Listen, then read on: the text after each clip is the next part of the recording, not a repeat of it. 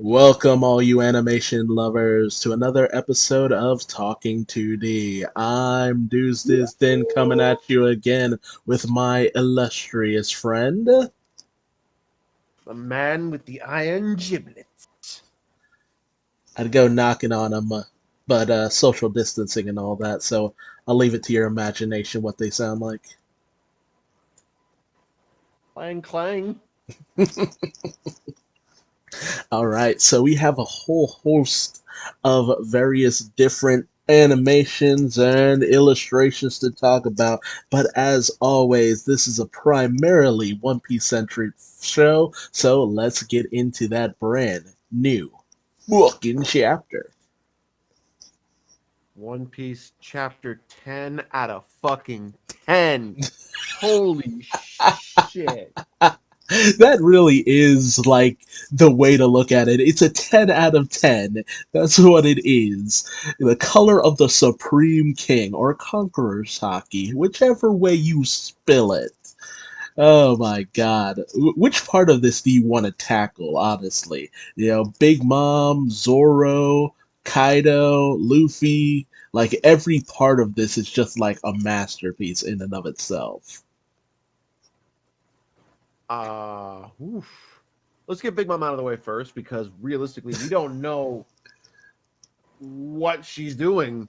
I mean, we had a pretty strong implication, but we're not going to see what it ultimately boils down to until maybe next week. let's So, let's get Big Mom out of the way first. That's what said everybody who was fighting them up on the roof. yeah. So first off, Big Mom is taking the big fall, like Humpty Dumpty kind of falls. Um, Zeus is trapped in. Ooh, somebody had told me what it's kind of like. It's like a Faraday cage, which conducts electricity. So a lot of people are assuming that's what that Zeus was trapped in. Huh. Wow. I did not think Kid had it in him to put one of those together. Right? But engineering and all that, so. But Prometheus is desperately trying to chase after Big Mom, but is being cut to little chunks by Zoro, but he still kind of manages to get away because Kaido, in a show of very interesting moment, Kaido actually tries to keep them away from keeping Prometheus away from getting the Big Mom. So, weirdly enough, yeah, Kaido's actually like, okay, I guess I kind of need her, so probably should let the flame go. Yeah. So it does look as though Kaido is not going to be the I'm going to swing my dick around and handle this on my own type of guy. He is going to at least help out another of his allies who, let's be real, does have a pretty significant impact. Oh yeah, like, Although dude. right now they did kind of catch Big Mom with her pants down. And considering she doesn't wear pants, that's yeah, none of that, please.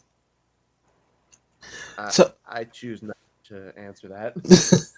So, Prometheus actually manages to grab onto Napoleon. They head down, they manage to catch Big Mom, and we have this very interesting moment that I'm assuming is going to be that Nami, the way that Nami manages to get Zeus back. And that's because both Napoleon and Prometheus seem to be of the opinion that Zeus was pretty much a good for nothing. Like, even Big Mom seems to think that Zeus was completely useless, despite the fact that he was trying to get to Big Mom. But it's kind of starting to feel like Big Mom might just create another homie that she can command, similar to Zeus. It's going to be either that or she's going to coat Prometheus and Napoleon in her Conqueror's hockey, whereas Zeus may never have actually gotten that.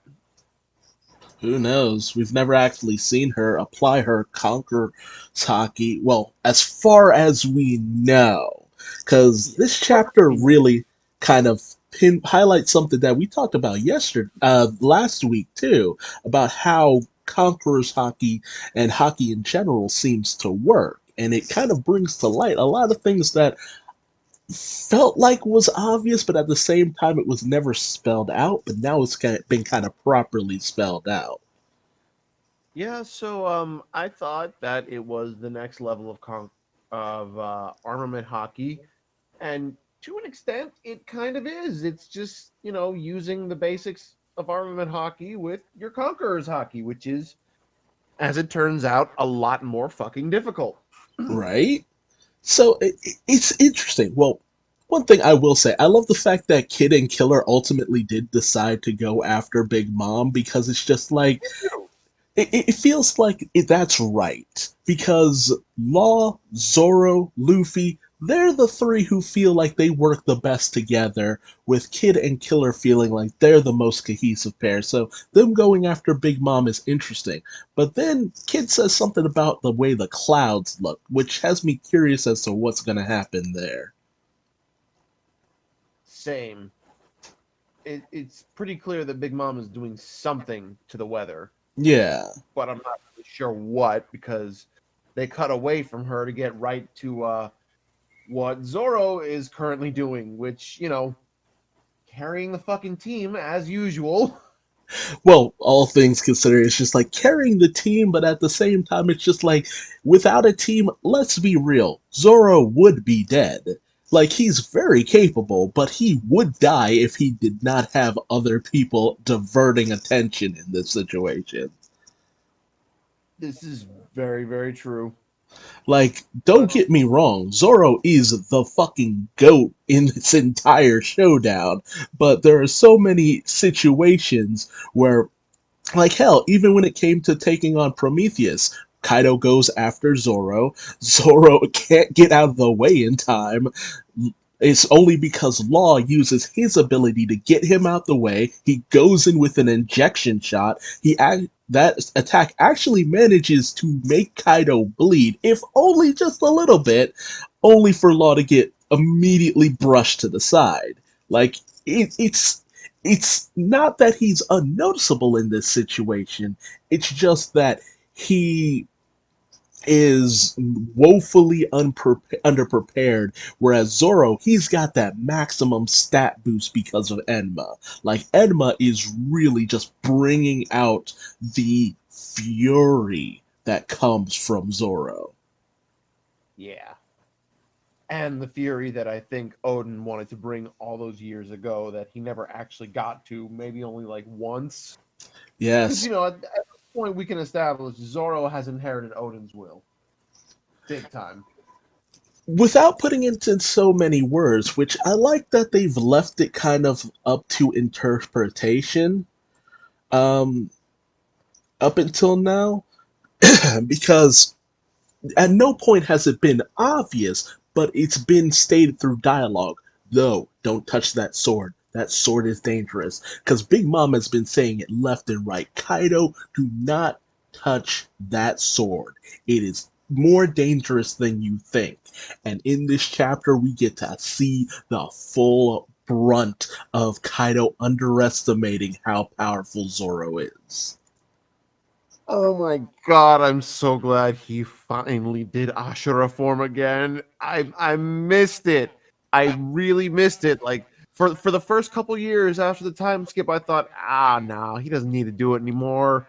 He's beyond that. He's better than that. But then after a point, I thought, wait, what if he could improve on that? And seeing him training with Enma just had me thinking, oh, dude, what if he goes Ashura form with Enma? And here we are. Right? Oh my god, I was so hyped. I was Because so hyped. it's one of those situations where it's been very clear we have not seen Zoro go all out for the longest time. Like, we've talked about it before on this show too, that Zoro up until this point has yet to actually do anything even remotely that looked like it took him effort. But here, right now, he is putting in everything he possibly can. I mean, he basically gave his one last Hail Mary play with the Ashura form because as soon as he was done, it's just like that was it. He was done. You know, he had nothing left. He even admitted it to loss. Like, listen, if if I conk out after this, it's on you, dude. I, I'm I've done what I can, Right? more or less. It's just like, dude, I am fucked up. Like even Luffy was knocked clean out because of he taking like Kaido's club to the face last chapter. And because he's just like, okay, if I do not put my all into this, Luffy will die. Like Luffy will die here and now. So I love the fact that they even focus in on Enma because it's just like it is like Oda is trying his best to make sure you know without Enma this would be a lot more difficult in this situation. Like Enma is literally at this point carrying Zoro in a lot of ways. But Wow. but You he don't think you don't think he could have done it with Shusui? oof. Maybe Oda doesn't think he could have done it with Shusui. Well, that's all. That's been the thing ever since he got Enma. Like the very first time he picks up Enma, like he cuts freaking Cliff clean through. Like it is the most intense cut we have probably seen him do in that series, and it was because it was also one that was done without him wanting to do it. Like it's exerting that much power. It is literally siphoning out his the full extent of his power. So it's hard to say because is it that Zoro does is trying to be restrained?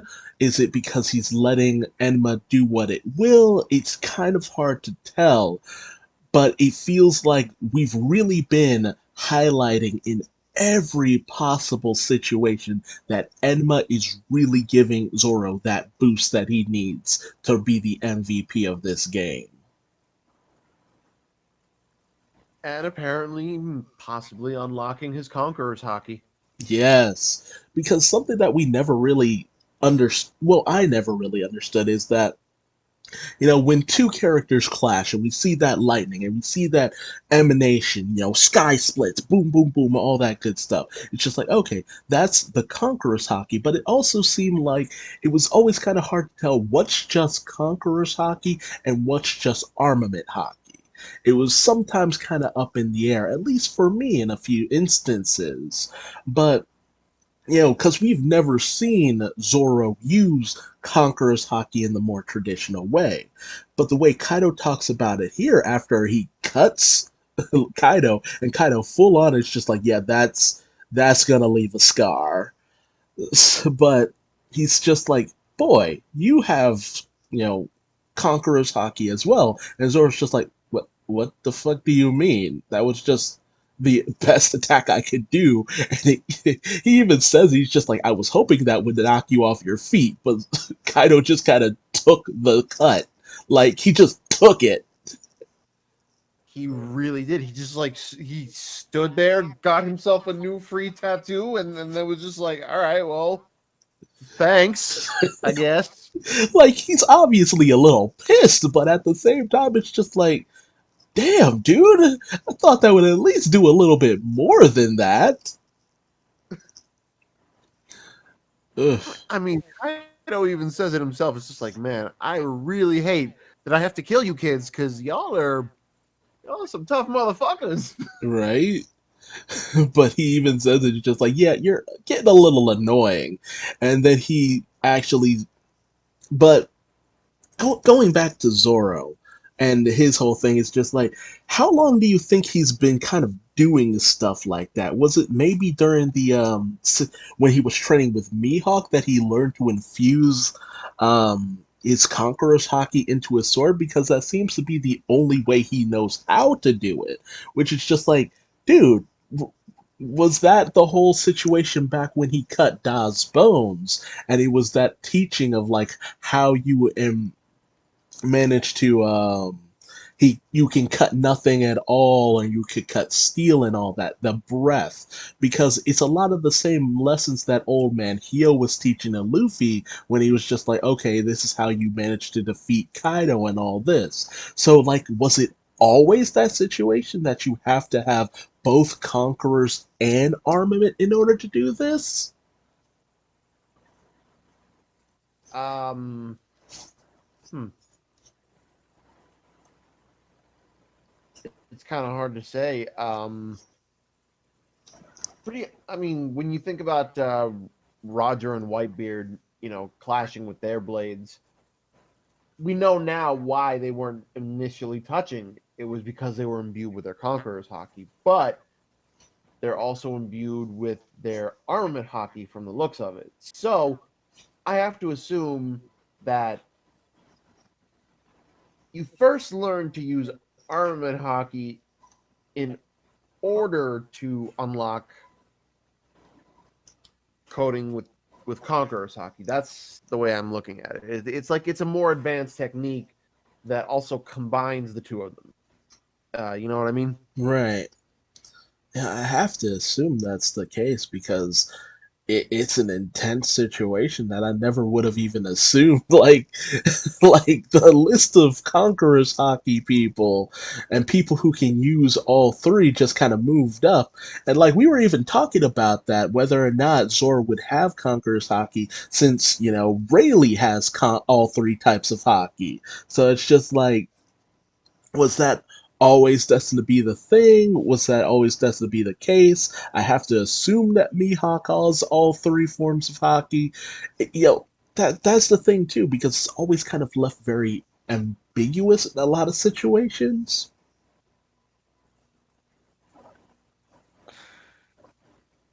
That much I can't deny. Realistically, we don't know the extent of what Mihawk has taught Zoro. Clearly, there is a gap between the two of them in power that we're not totally sure what it is yet. It was demonstrated in the One Piece Stampede movie, but you know, if it's directed by Oda himself, you have to take everything that happens in this movie with, like, I say half a grain of salt, because I feel like he intentionally put that scene in there. Like you said when we got to the theater, had to show Junior what's up. I think he put that scene in there on purpose because he probably heard people on the internet talking shit saying, like, oh, dude, Zoro can totally beat Mihawk by now. Oda said, oh, you think so, huh? All right, hold on. I got you. Like, I got something for your ass. Exactly. So I want to assume that maybe perhaps what Zoro is learning now is what he's been missing most of this whole time. He might actually be like Luffy discovering a new application for his hockey. Um, I don't want to say that they don't both learn in the midst of battle because they've both shown that they can do exactly that. I mean, yeah, it's just that Luffy always tends to, well, pardon the pun, he tends to bounce back a lot better than Zoro does in a lot of situations. Like, don't get me wrong, Zoro is very sturdy, he's tough, he stands up to the test. But Luffy, a lot of situations that Luffy has bounced back from, it's sometimes hard to tell if Zoro would be able to do the same in those situations. That is, yeah, that's true. I mean, to be fair, Zoro has taken more than his fair share of punishment. He's taken Mm, all of Luffy's punishment uh, from Thriller Bark right? along with his own. Zoro has. I mean, that's why I'm like, Zoro is next in line to be GOAT. Okay, Mhm. he really is. Right now, it's still Whitebeard, but give it a few more years. It's gonna be Zoro. Right, like full on. It's just like you looking for another man who would probably just die on his feet. Like Zoro would die and still be trying to cut your ass as a corpse. Yeah, Like, he would. Okay, you, you remember that thing from Princess Mononoke where like you behead a wolf and the head will still like keep snapping at you until it like either hatches your ass or it dies. Like it's one or the other. hmm God damn! Totally Zoro. If that is not the most accurate description of Zoro. That's the most metal, but also most terrifying shit. Mm. But back to the chapter, Kaido still manages to take like props to Law for at least trying to get Zoro out of harm's way, because like Law tried his damnedest to back Zoro up in that situation, only for Kaido to just bring out the thunder, specifically Thunder Bagua. Oof, fucking down That both of them. ability, that ability is so fucking broken. Only because none of the others get it yet. Mm. But the thing is, and we see it in Luffy. We see it in Luffy. Luffy gets it. So now he's on to Kaido's bullshit. And now he's just like, oh yeah, by the way, if that's how you're doing it, I can do it the same way. I'm not stupid. See, what I love especially is because he specifically says it's just like, yeah, after taking a hit from your club, I finally figured it out. So it literally took Luffy being beaten with this shit in the face to finally be like, oh, I get it now. Like, it's just like, oh, you're putting your conqueror's hockey into it. Jesus Christ, what the fuck? Uh, No but wonder that shit hurt. but it finally happened, and I love the way that Oda laid out these panels because let's be real, Oda for the longest time has just had this tendency to cram as much as he can in a series of pages.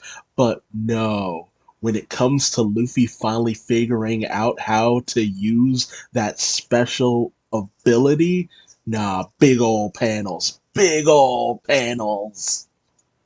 Oh, just some of the best fucking punches. And none of them even make direct contact, is the ironic part. They're the hardest fucking punches I've ever fucking seen, and he hasn't even made physical contact with his fist. How in the fuck, bro? How in the fuck? And it's just like it's that thing that we saw Rayleigh showing him the first time he was teaching Luffy hockey. It's just like the ability to just project like a force from your hand and take a dude down. And it's just like I love the fact that we finally got to that point because I remember back during that time I'm just like, what the fuck did Rayleigh do?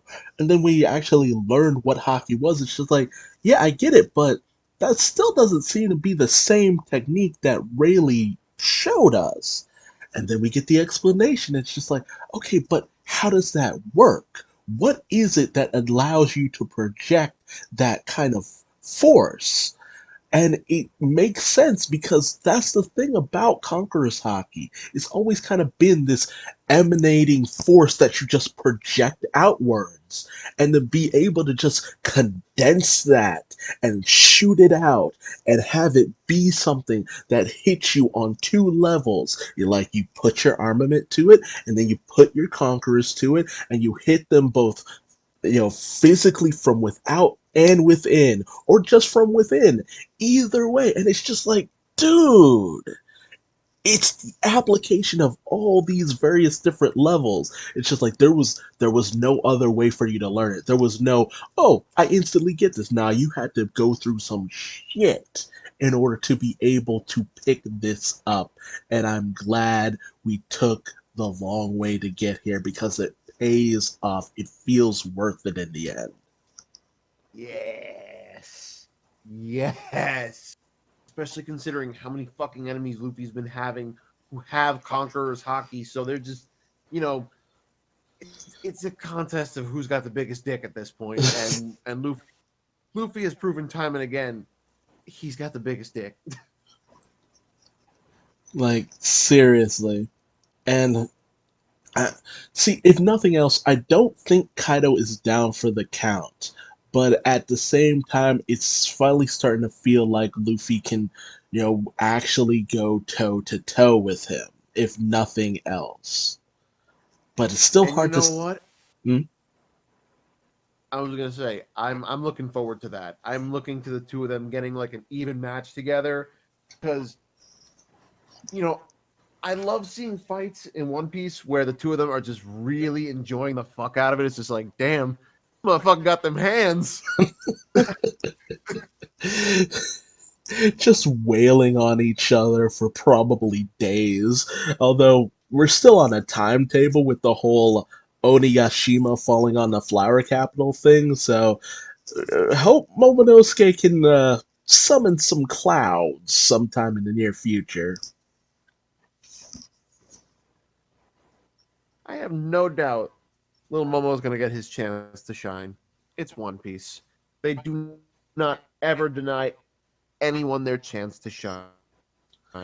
Whether it be for the last time, whether it be for the first time, whether it be your shining moment of glory, you're gonna fucking get it.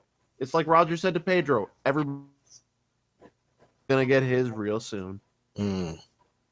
Now, one thing that I do have to question is one of two things is either going to happen next chapter because we have not really seen too much of all the other fights going on here, in Onigashima. So one of two things has to happen.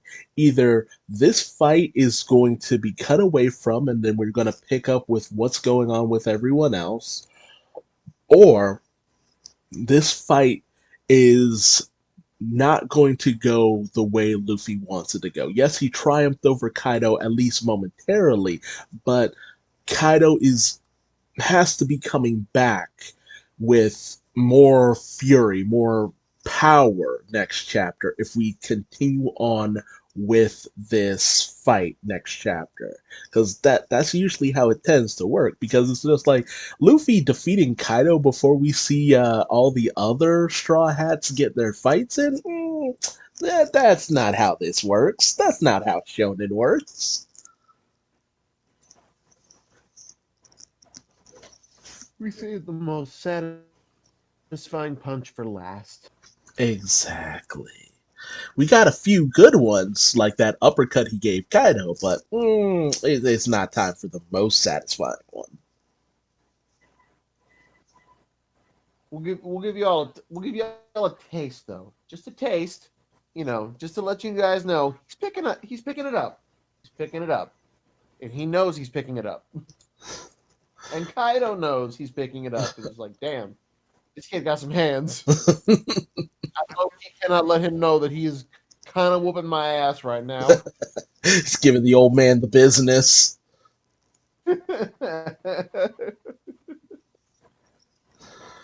Oh man, but yeah, fantastic chapter.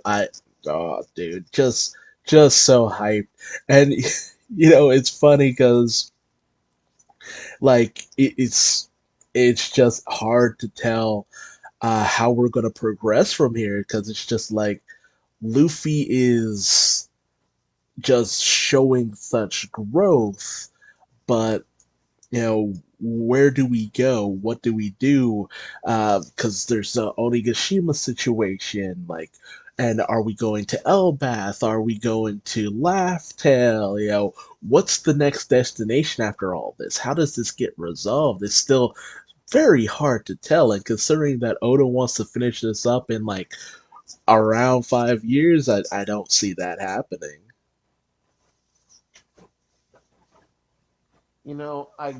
I get the very strong impression that wrap up in like an unexpected way, Hmm, maybe. because realistically, I wasn't sure why Zoe was the next location from Dressrosa, and not sure. I mean, doing it with the dub is actually kind of nice because you get 10 episodes, and then you got to wait a while, and you get like time to absorb what you just saw in those past 10 episodes, marathoning that shit, subtitled in Japanese, one episode right after the other. Things kind of blurred for me. I'm not gonna lie to Yeah. you. But the long and short of it is, I didn't know what the point was going to Zoe, Hmm. and then when they introduced what was what had happened while everyone else was at Dressrosa, it was all the more upsetting because it's like, damn, we just walked right into the middle of this shit. And then you find out they really were just hiding Raizo the whole time, and they really did just give up their fucking body parts for him. Dude, that shit snuck up on me. That shit. I honestly think that Elbaf has been teased for a really long time, but Oda is not going to disappoint us with that one. He's Mm. like, I know you guys want to get there. I'm going to get you there. Don't you worry. I can't wait. But in regards to this chapter, anything else you want to say? Hmm. Let's see. We covered the most important parts. Uh, and next chapter, if we do cut back to everybody, Hmm. get a bit of input on what's going on with all of them, because this is the first time we get all 10 of the Straw Hats fighting together. I want to see some good fucking action here. You know what I mean? Right, right. Don't want to head into the last few chapters without really having a good moment like this, right? Yeah. I think the whole purpose of this chapter in particular was to really whet the appetite, so to speak, for what's coming. We're gonna get. We are going to get.